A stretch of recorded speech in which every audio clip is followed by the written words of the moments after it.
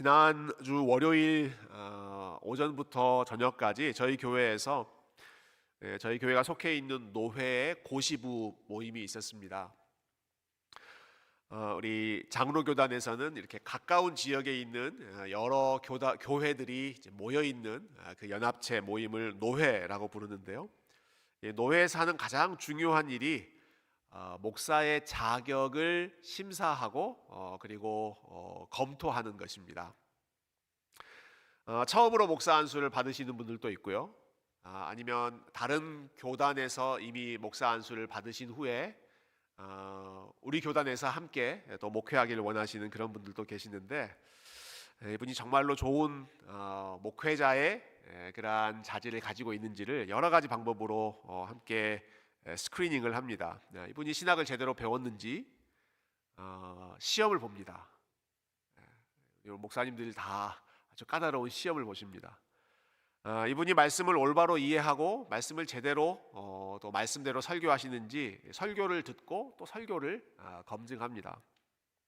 그리고 무엇보다도 후보자가 되는 그분이 정말로 예수님을 만난 사람인지 예수님을 믿는 사람인지 하는 것을 확인하기 위해 그분들의 신앙 고백과 또 간증을 듣습니다. 그리고 거기에 대해서 여러 가지 그 인터뷰 과정을 하게 되는데요. 이번에 총 5명의 후보자들을 저희가 함께 검증했는데, 간증을 들으면서 참 인상적인 부분이 있었습니다. 굉장히 공통된 내용을 여러분들이 말씀을 하시더라고요. 각자 상황은 다릅니다. 믿음의 길을 걸어왔던 그러한 그 히스토리컬 백그라운드는 다 다른데, 어떤 분은 몇 대째 예수님을 믿는 믿음의 가정에서 태어나서 성장하신 분도 계시고요. 어떤 분은 성인이 돼서 대학 졸업하고 청년이 돼서 예수님을 믿고 또 하나님 부르심을 받아 또 목회자의 길을 걸으려고 준비하시는 분들도 있었습니다. 다양한 그 배경을 가지고 있는 분들이신데, 그러나 이분들의 입에서 나오는 공통적인 고백이 있습니다. 내가 예수님을 믿으면서 정말로 자유해졌다. 정말로 예수님 안에서 자유함을 회복할 수 있었다. 이게 공통된 고백이었습니다. 어떤 분은 평생 교회에서 살았던 분, 어렸을 때부터 교회 안에서 살고 심지어는 어렸을 때부터 교회 안에 여러 가지 사역들을 열심히 한 분도 계셨는데요. 그런데 열심히 교회 안에서 뭔가를 하면서도 마음에 자유함이 없었다. 뭔가 그 매여 있는 것이 풀리지 않았다. 이렇게 말씀하시는 분이 계셨고요. 반대의 경우도 마찬가지더라고요. 교회 밖에서 교회에 매이지 않고 종교에 매이지 않고 하고 싶은 대로 자유롭게 사셨던 분들 중에서도 나의 그 자유분방함 속에서 내가 자유롭지 않았다. 세상에서 내가 자유를 얻지 못했다. 이렇게 회고하는 말씀을 많이 들었습니다. 이러한 간증을 들으면서 우리가 주일마다 묵상하는 갈라디아서 생각이 많이 났습니다. 여러분, 갈라디아서의 가장 중요한 단어가 자유입니다. 자유. 믿음 안에서 우리가 자유를 얻었고, 그리고 하나님의 아들 안에서 우리가 진정으로 자유케 되었다. 예수 그리스도 외에는 우리에게 진정한 자유를 주신 분이 없었다. 바울이 고백하는 그 믿음의 고백을 우리가 여러 차례 지금 계속해서 반복해서 듣고 있는데, 여러분, 이것이 사도 바울 당시에만 중요한 숙제였던 것이 아니라 지금 이 시대에도 모든 믿는 자들의 마음 가운데 해결해야 될 숙제이고 또 씨름해야 되는 그러한 과제이다라고 하는 사실을 고시부 모임에서 여러 목사님들 이야기를 들으면서 다시 한번 확인할 수가 있었습니다. 오늘 본문의 내용을 한번 들어가 보시죠. 여러분, 본문에서 반복되는 제일 많이 나오는 단어는 종입니다. 오늘 본문에서 제일 많이 나오는 단어는 종입니다. 1절에 보시면 바울이 계속해서 before, after 이야기를 하죠. 이전에 우리는 종과 다름이 없었다. 어렸을 동안에는 우리가 종과 다름이 없어서 이렇게 이야기하고요. 또 3절도 보십시오. 이와 같이 우리도 어렸을 때 이 세상의 초등학문 아래에 있어서 종 노릇하였다. 그때도 종이었다라는 거죠. 7절, 그러므로 네가 이후로는 종이 아니요 아들이니. 이전에는 종으로 우리가 살았다라는 걸 한 번 더 이야기합니다. 8절과 9절은 오늘 아주 중요한 본문인데 우리 한 번 더 같이 읽어보면 좋겠습니다. 8절과 9절 같이 읽어볼까요? 시작. 그러나 너희가 그때에는 하나님을 알지 못하여 본질상 하나님이 아닌 자들에게 종 노릇하였더니 이제는 너희가 하나님을 알 뿐 아니라 더욱이 하나님이 아신 바 되었거늘 어찌하여 다시 약하고 천박한 초등학문으로 돌아가서 다시 그들에게 종 노릇하려 하느냐. 오늘 본문에서 바울이 주장하고 있는 논리는 굉장히 단순합니다. 1절부터 11절까지 우리가 많은 내용을 읽었지만 그 핵심 포인트는 굉장히 심플합니다. 우리는 이전에 종 노릇하며 살았다. 그런데 이제는 아들이 되었다. 이 아들이 되었다라는 말 우리 자매님들이 좀 서운하게 느끼실지 모르겠어요. 왜 딸 이야기는 성경에 없는가? 여러분 그 당시에는 아버지의 유업을 받을 수 있는 위치가 아들만 받았기 때문에 바울이 이렇게 이야기했습니다. 지금은 이제 상황이 많이 달라졌기 때문에 여러분이 아들이라고 나오는 단어 대신에 아들, 딸 다 포함해서 자녀라고 부르시는 게 가장 그 의미에 합당할 것 같아요. 우리는 이제 자녀가 되었다. 어떻게 자녀가 되었는가? 예수 그리스도께서 하신 그 일을 통해서 우리는 남녀노소 할 것 없이 누구나 다 하나님의 자녀가 되었다. 더 이상 우리는 이제 종 노릇하는 사람들이 아니다. 그런데 마지막 포인트는 이제는 우리가 자녀가 되었는데 여러분들은 왜 또다시 자꾸 종 노릇하는 삶으로 되돌아가려고 하십니까? 종이었다가 이제는 우리가 자유로운 자녀의 신분을 얻었는데 왜 자꾸 이전처럼 종 노릇하는 신분으로 다시 또 돌아가려고 하십니까? 유대인이건 아니면 이방인이건 간에 오늘 본문에 그 세상의 초등학문이라고 나와 있는 그 표현이 참 번역하기가 어려운 표현입니다. 이 초등학문이라고 번역되어 있지만 이건 단순히 뭐 기초적인 공부, 학문을 그 우리가 이야기하는 어떤 그 교과목을 이야기하는 것이 아니라 세상 사람들이 중요하게 생각하고 있는 여러 가지 온갖 것들, 잡다한 것들, 세상 사람들이 이게 있어야 행복하다라고 생각하는 그 모든 것을 총칭하는 단어가 초등학문입니다. 유대인들에게는 그것이 율법이었고 헬라인들에게는 그것이 세상적인 지혜였고 로마인들에게는 그것이 힘과 권력이었고 그런 것들이 다 세상의 초등학문으로 수렴될 수 있는 내용들인데 왜 자꾸 그것들의 종 노릇하는 삶으로 자꾸 되돌아갑니까? 이게 지금 바울이 답답한 마음으로 호소하고 있는 내용입니다. 여러분 이해하셨죠? 오늘 본문의 그 논리. 우리는 이제는 종이었다. 이제는 자녀가 되었다. 그런데 자꾸 종으로 되돌아가려고 한다. 이런 바울이 지적하는 이 문제를 우리가 들을 때 구약 성경에 나오는 이스라엘 백성들의 모습을 연상하게 됩니다.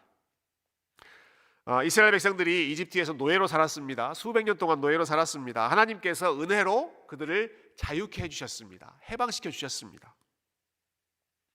그런데 그렇게 자유를 얻고 나서 약속의 땅, 가나안 땅, 약속의 땅으로 가는 내내 이스라엘 백성들의 소원이 무엇이었는지 여러분 기억하십니까? 이스라엘 백성들이 간절히 기대하고 소망했던 것, 그들이 입만 열면 그들의 입에서 나왔던 말, 어떤 말이었습니까? 우리 이집트로 돌아가고 싶다라는 것이었습니다. 그때가 좋았는데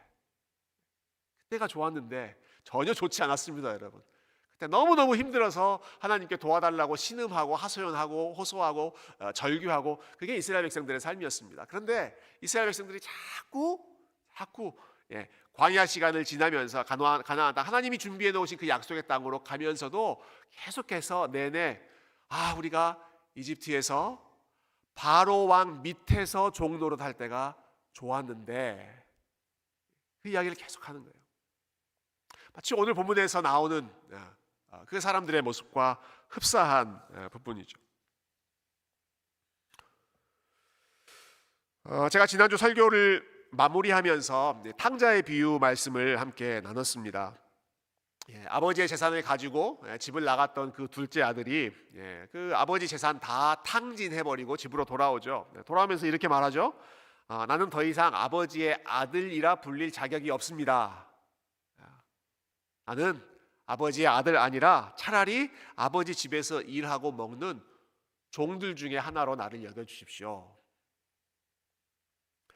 여러분, 이 탕자가 했던 말은 물론 자기의 부끄러운 모습을 고백하는 내용이고 자기의 잘못된 그 행동을 후회하면서 하는 그러한 내용이지만 참 아이러니하게도 여러분, 그 탕자의 입에서 나왔던 말이 이스라엘 백성들이 광야를 지나면서 했던 말과 비슷하고, 또 오늘 본문에서 여러 사람들, 유대인이건 이방인이건 할 것 없이 자꾸 아들이 아니라 종의 삶으로 되돌아가고 싶은, 나를 아들로 여기지 말고 나를 자녀로 여기지 말고 나를 그냥 품꾼 중에 하나로, 종으로 차라리 여겨주시면 좋겠다, 그런 마음을 계속해서 보이고 있다라고 하는 것이죠.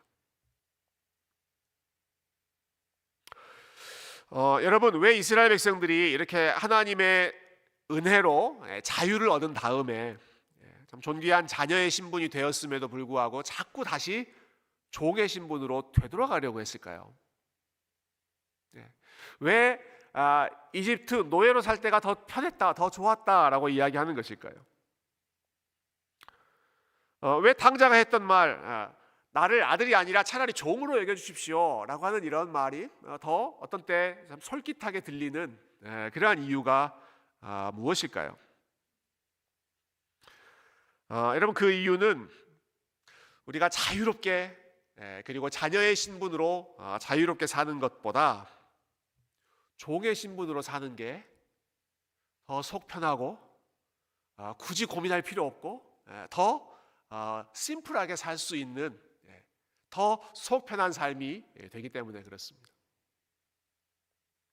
고민할 게 훨씬 적고 그냥 시키는 대로 하기만 하면 모든 게 다 이루어지는 삶이기 때문에 그게 더, 자유는 빼앗겼을지 모르지만 더 속 편한 그런 삶이 될 수 있다라고 하는 것이죠. 저는 신학교에서 꽤 오랜 시간 보냈는데요. 학생으로 보냈던 시간이 굉장히 길었습니다.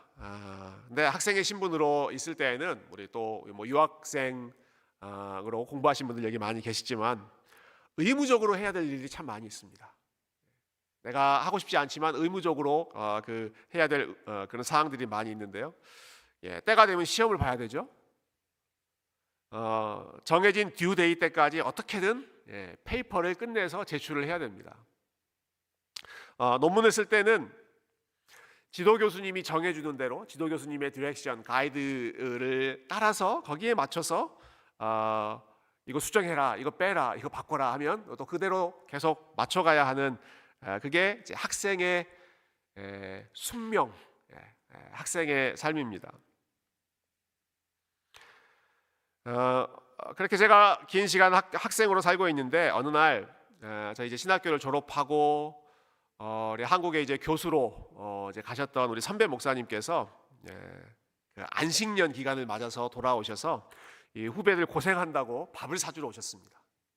그래서 우리 여러 공부하는 목사님들 모아놓고 이제 식사를 대접해 주셨는데, 이제 그분하고 이 얘기를 나누는 가운데 제가 답답함을 토로했습니다. 목사님, 너무 부럽습니다. 목사님 학교 졸업하시고 이렇게 공부했던 것들을 마음껏 또 펼치는 모습이 너무 부럽고 자유로워 보이십니다. 저도 빨리 이 지긋지긋한 학생 신분을 빨리 벗고 졸업했으면 좋겠습니다. 제가 그렇게 말씀드렸더니 우리 선배 목사님께서 아주 의미심장한 웃음을 지으시면서 저한테 이렇게 말씀하셨습니다. 조 목사님, 학교에 있을 때가 좋습니다. 학교에 학생으로 있을 때가 좋습니다. 여러분, 이게 어떤 의미인지 눈치를 채셨습니까? 학생으로 있을 때가 좋습니다. 혹시 우리 부모님들 자녀들 보시면서 그런 생각 하실 때 있지 않습니까? 학교에 다닐 때가 훨씬 좋다, 그런 생각 하지 않으세요? 여러분, 학생의 신분으로 있을 때에는 그냥 시키는 것만 하면 됩니다. 정해주는 대로 따라가기만 하면 됩니다. 그 과정에서 내가 하고 싶은 그러한 자유가 조금 부족할지는 모르지만 내가 책임져야 하는 무게감은 훨씬 더 가볍습니다. 훨씬 덜합니다. 학교를 졸업하고 나면 그때부터 진짜 인생이 시작되죠. 내가 선택하고 내가 고민을 해야 되고 내가 결정하고 그리고 그 일에 대해서 내가 책임을 져야 합니다.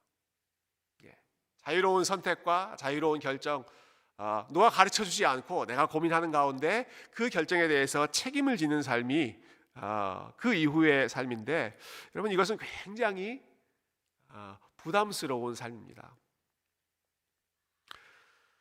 이전에는 나에게 지시하고 명령하는 대상이 있었기 때문에 이거 하라고 하면 이거 하고 저거 하라고 하면 저거 하고 그냥 그렇게 따르기만 하면 모든 것들이 그냥 진행됐는데, 이제는 그렇게 할 수가 없습니다. 그전에는 그렇게 따르다가 뭐가 잘 안 되면 책임을 전가하고 비난할 수 있는 대상이 있었습니다. 학교 욕을 할 수도 있고 교수님 잘못을 그 손가락질을 할 수도 있고. 여러분 그런데 졸업을 하고 신분이 자유로워지면 더 이상 그렇게 할 수가 없습니다. 내가 신중하게 고민하고 결정하고 선택하고 거기에 대한 책임을 내가 지고 비난도 내가 감당해야 되는 그런 굉장히 참 중차대한 그러한 무게감이 본인들의 어깨에 짊어지게 되죠.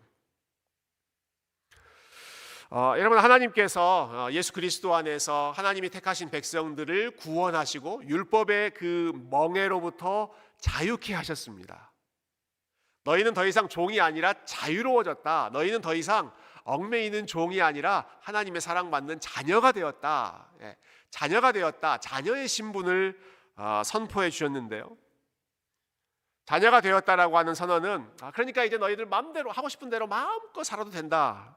우리에게 면죄부를 주는 것이 아니라 그 이면에는 너희는 이제 하나님의 자녀답게 하나님의 성품을 드러내는 그러한 삶을 살아가는 일에 힘써야 한다.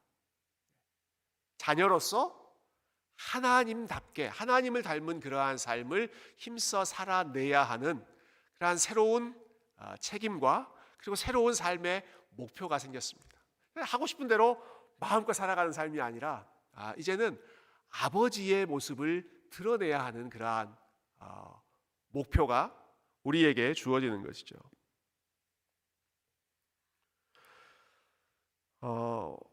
물론 이 새로운 책임과 목표, 자녀에게 주신 이 책임은 율법처럼 우리의 어깨를 짓눌러서 못하면 막 벌주고 저주하고 두렵게 하는 그러한 또 다른 멍에 또 다른 율법과 같은 그러한 가혹한 책임은 아닙니다. 마치 하나님께서 종이었을 때는 이 정도 요구하셨는데 자녀가 되었을 때는 이만큼 더 높은 기준을 요구하면서 그 기준을 도달하지 못하면 더 가혹하게 책망하고 혼내는 그러한 의미의 이 책임을 말하는 것이 아닙니다. 오늘 우리가 예배를 시작하면서 교동문 103편, 시편 103편 말씀 읽었는데요. 거기에 아버지와 자식의 관계를 우리가 잘 설명해 주는 말씀을 읽었죠. 하나님은 자녀를 불쌍히 여기시는 분이시다라고 하셨습니다.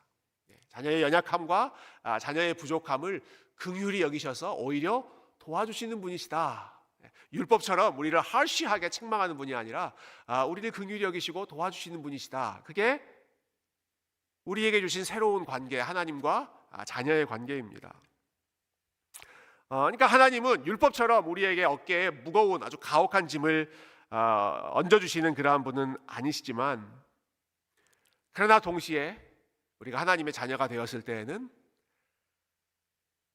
이전의 세상에서의 살았던 그러한 삶이 아니라 하나님이 보여주시는 그 성품을, 하나님이 어떤 분이신지를 알고 그분을 닮아가고 그분의 영광을 이 땅 가운데 드러내야 하는 새로운 책임과 그리고 그 과정 속에서 우리가 감수해야 하는 훈련과 연단의 과정이 우리에게 주어졌다라고 하는 것입니다.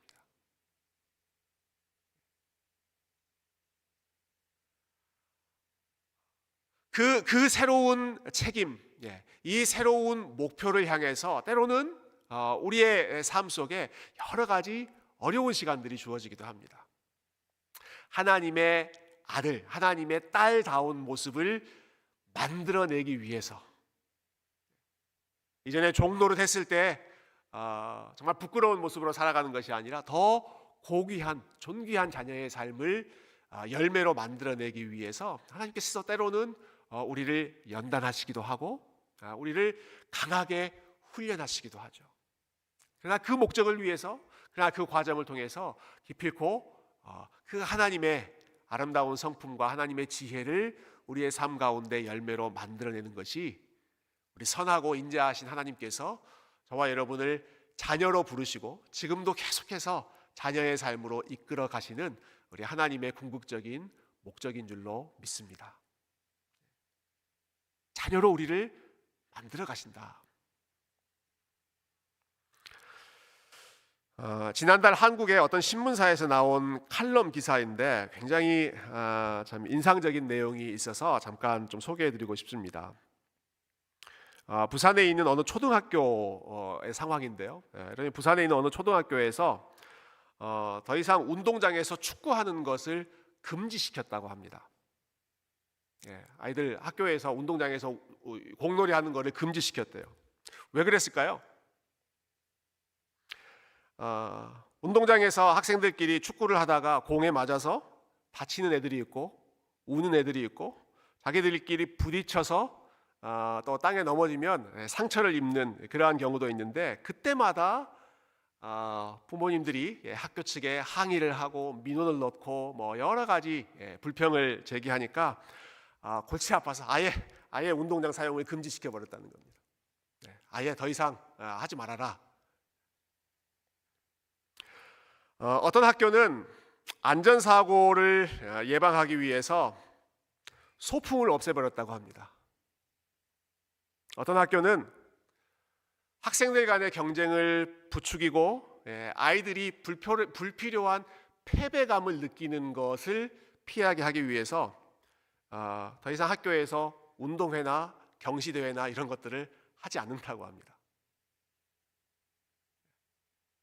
애들이 상처받을까 봐 아이들이 혹 행여라도 그 패배감에 짓눌리는 것이 걱정돼서 아예 그런 것들을 하지 않는 거죠. 여러분, 어린 자녀가 다치지 않도록 안전하고 깨끗한 환경을 제공해주고 싶은 그런 부모의 마음, 또 어른의 마음은 우리가 충분히 이해할 수 있는 그런 부분이겠지만, 여러분, 이렇게 아무런 문제도 없고 아무런 위험 요소도 없는 아주 깨끗한 무균실과 같은, 균이 하나도 없는 무균실과 같은 이런 환경을 만들어 주었을 때 아이들이 더 건강하고 행복하게 자랐는가? 여러분, 이 기사는 마지막 하나의 통계를 보여주더라고요. 지난 1년 사이에 우울증 약을 처방받은 초등학생들의 숫자는 2배 더 늘었다. 아이들의 마음이 더 약해지고 작은 일에도 상처를 받는 그러한 아이들로 나약해졌다라고 하는 거죠. 여러분, 하나님께서 저와 여러분을 하나님의 자녀로 부르실 때 귀한 자녀일수록 이렇게 키우시지 않습니다. 아무런 위험 요소가 없고 아무런 상처도 받지 않고 아무런 아픔도 겪지 않는 그렇게 안전한 무균실과 같은 그러한 상황으로 우리를 이끄시는 것이 아니라, 여러분, 귀한 자녀일수록 사실 하나님은 더 엄격하게 그리고 더 강하게 트레이닝을 하셔서 아버지가 어떤 분이신지를 더 분명하게 드러내는 하나님을 닮은 존재로 만들어 가십니다. 여러분, 하나님께서 가장 귀하게 여기셨던 아들, 하나님께서 최고로 귀하게 여기셨던 아들 예수님의 삶을 한번 생각해 보십시오. 태초부터 영원전부터 사랑을 주고받고 영광스럽게 여기셨던 그 아들 예수 그리스도의 삶을 아무런 고난도 없고 아무런 위험도 없고 아무런 어려움도 없는 그냥 그렇게 무균실과 같은 그러한 상황으로 인도하셨는가? 그렇지 않으셨죠. 누구보다 어려운 시간들을 또 누구보다 힘든 십자가의 길을 우리 주님께서 하나님의 아들로서 걸어가셔야 했지만, 여러분 그 과정을 통해서 하나님의 영광을 드러내고 하나님의 자녀의 삶이 무엇인지를 우리에게 보여주셨습니다. 여러분 그 말씀이 히브리서 5장에 나오는데요, 히브리서 5장 8절과 9절 말씀 한번 보시면 좋겠습니다. 히브리서 5장 8절과 9절 제가 읽어보겠습니다. 그가, 예수님 이야기를 하는 것입니다. 그가 아들이시면서도, 최고의 아들이시죠. 하나님의 최고의 아들입니다. 너무너무 사랑받는 아들입니다. 그가 아들이시면서도 받으신 고난으로 순종함을 배워서,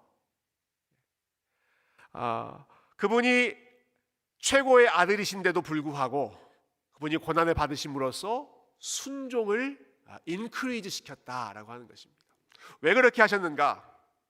이어지는 구절에 그 이유가 나오지요. 온전하게 되셨은즉 자기에게 순종하는 모든 자에게 영원한 구원의 근원이 되시기 위해서. 하나님의 유일한 사랑을 받았던 그 독생자 예수 그리스도께서는 아들이시면서도 고난을 받으셨다. 아들이시기 때문에 모든 고난으로부터 다 자유로워지시는 것이 아니라 아들이기 때문에 오히려 고난을 받으시고 순종을 훈련하시고, 그렇게 함으로써 자기에게 순종하는 모든 자들에게, 이 말은 갈라디아서식으로 이야기하면 예수 그리스도 안에서 하나님의 자녀가 된 모든 사람들에게 영원한 구원의 근원이 되고, 그리고 순종의 모범이 되도록 하기 위해서 하나님의 자녀다운 삶이 이러한 것이다 라고 하는 것을 보여주기 위해서 우리 주님께서 먼저 그 길을 걸어가셨고 그 길을 완벽하게 이루어내셨다라는 말씀입니다.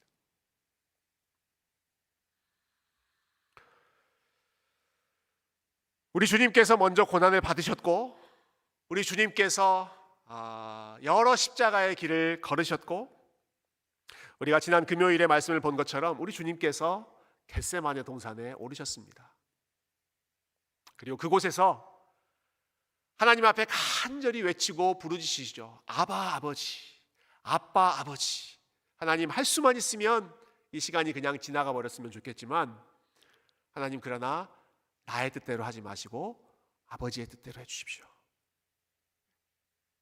여러분, 예수님의 믿음이 탁월한 이유는 그분이 아무렇지도 않게 고난을 당하셨기 때문이 아니라 마음이 나뉘어지고 갈등이 되고 이렇게 해야 될까 저렇게 해야 될까 그 선택의 갈림길 속에서 너무너무 힘든 시간을, 무거운 그 책임감과 고민의 시간을 우리 주님께서 느끼셨지만, 그 속에서 아바 아버지를 부르셨다. 아바 아버지를 부르시면서 하나님, 당신의 뜻이 저의 삶을 통해서 이루어지기를 원합니다. 여러분, 이 믿음 가운데, 이 기도 가운데 하나님과 어느 때보다도 더 가까워지는, 아바 아버지를 부르면서 가장 가까이에서 하나님과 동행하면서 믿음의 길을 걸어가셨던 분이 우리 예수님이시고, 오늘 본문에 보시면 우리에게도 그 아들 안에서 아바 아버지를 부를 수 있는 특권을 주셨다라고 말씀하십니다. 우리도 아바 아버지를 부르는 자녀로 부름을 받았습니다. 어떤 때 우리가 아바 아버지를 부릅니까? 어떤 때 우리가 아버지의 이름을 가장 가까이에서 가장 간절하게 부릅니까? 우리가 겟세마네 동산에 있을 때죠. 겟세마네 동산에서 하나님의 뜻과 인간적인 욕심이 충돌할 때, 십자가의 길을 걸어갈 때, 우리 하나님이 원하시는 그 길 걸어가는데 무거운 짐이 느껴질 때, 여러분 그럴 때 또 아버지를 부르고 하나님의 아버지를 아빠 아버지라고 간절히 외치면서 우리 주님께서 보여주셨던 그 아들의 모습, 그 자녀의 모습을 함께 걸어가는 것이 저와 여러분에게 부르신 자녀의 권세이고, 또한 자녀의 존귀한 삶의 모습인 줄로 믿습니다. 여러분, 오늘 본문에서 가장 중요한 말씀, 우리 9절 말씀 한번 읽고 오늘 말씀 같이 정리했으면 좋겠습니다. 9절 우리 아까 읽었지만 한 번 더 같이 읽을게요. 9절입니다. 시작. 이제는 너희가 하나님을 알 뿐 아니라 더욱이 하나님이 아신 바 되었거늘 어찌하여 다시 약하고 천박한 초등학문으로 돌아가서 다시 그들에게 종 노릇하려 하느냐. 여러분 자녀에게 주신 최고의 특권이 여기 나옵니다. 여러분 자녀에게 주신 특권은 9절 앞부분에 너희가 하나님을 알 뿐 아니라 너희가 하나님의 아신 바 되었다라는 것입니다. 우리가 하나님을 알 뿐 아니라 아마 바울이 이 글을 쓰면서 저는 좀 상상을 해보는데요. 우리는 하나님을 아는 백성이다라고 이야기하다가 아니야. 이거보다 더 중요한 게 있어. 그래서 그 다음에 오히려라고 하는 단어를 헬라어에 덧붙입니다. 우리가 하나님을 아는 정도가 아니라 우리는 어떤 사람이냐? 하나님의 아신 바 된 사람들이다. Knowing God, 하나님을 아는 사람일 뿐만 아니라 we are known by God. 하나님이 우리를 알아주신다라는 것입니다. 하나님이 우리를 알아주신다. 하나님이 우리를 뭘 알아주실까요? 하나님께서 자녀들의 삶에 뭘 알아주시겠습니까? 오늘 읽었던 시편 103편 말씀처럼 하나님은 우리가 우리의 체질이 먼지와 같이 연약하다는 것을 하나님이 알아주십니다. 쉽게 흔들리고 또 쉽게 낙심하고 쉽게 실망스러운 모습을 보일 수 있다는 것을 하나님이 알아주십니다. 우리가 여러 가지 문제들로 인해서 갈등하기도 하고 또 고민하기도 하고 참 부끄러운 모습을 보일 때도 있다라고 하는 것을 하나님이 알아주십니다. 그런데 그 속에서 그렇게 어려운 그러한 시간 속에서도 우리가 다시 한번 우리 예수님 바라보면서 믿음으로 나아가고 우리 아버지의 이름을 부르는 여러분 우리의 모습과 우리의 목소리를 우리 하나님께서 알고 계시고 그리고 그 하나님의 그 모습을 우리 하나님께서 귀하게 여기시는 줄로 믿습니다. 그게 자녀의 특권입니다. 언제 어떠한 상황이든 하나님을 부르며 아버지 되신 그분과 함께 동행하면서 기필코 우리의 삶에 우리의 뜻이 아니라 하나님의 뜻이 이루어지도록 우리의 삶을 올려드리는 여러분 이러한 책임 있는 삶, 존귀한 자녀의 삶을 여러분의 삶을 통해 아름다운 열매로 맺혀 나가시기를 주님의 이름으로 축원드립니다. 우리를 종로로 가게 하는 일들이 많이 있습니다. 우리를 계속해서 종으로 만들게 하려는 일들이 참 많이 있습니다. 건강에 대한 염려, 생계에 대한 염려, 또 사람들의 평가, 사람들의 시선에 대한 걱정, 또 다른 사람과의 비교의식, 어떤 분이 참 재미있는 말씀하시더라고요. 세상에서 가장 나쁜 종교가 뭔지 아느냐? 비교다 이렇게 하시더라고요. 비교다. 세상에서 가장 악질, 나쁜 종교가 다른 게 아니라 비교라는 것입니다. 하나님이 나에게 주신 것에 만족하지 않고 자꾸 다른 것과 계속 비교하면서 그 비교 가운데에서 우리가 계속 종이 되어가죠. 다른 사람들의 시선에 따라 살지 않습니까? 성공과 명예에 대한 집착, 그리고 뒤집어 보면 실패에 대한 두려움. 그러면 이러한 것들이 우리를 계속해서 종으로 얽어매려고 하고 우리의 삶에 대해서 두려운 마음을 갖게 하고 걱정 속에 사로잡혀서 하나님이 주신 풍성한 자녀의 삶을 누리지 못하게 만듭니다. 이 모든 것으로부터 우리를 자유케 하는 능력은 여러분 다른 데 있지 않습니다.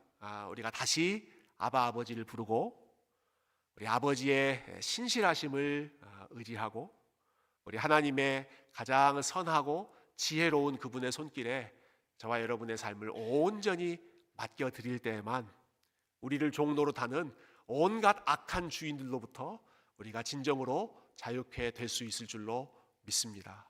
진리가 너희를 자유케 하리니 오직 아들이 너희를 자유케 할 것이니라.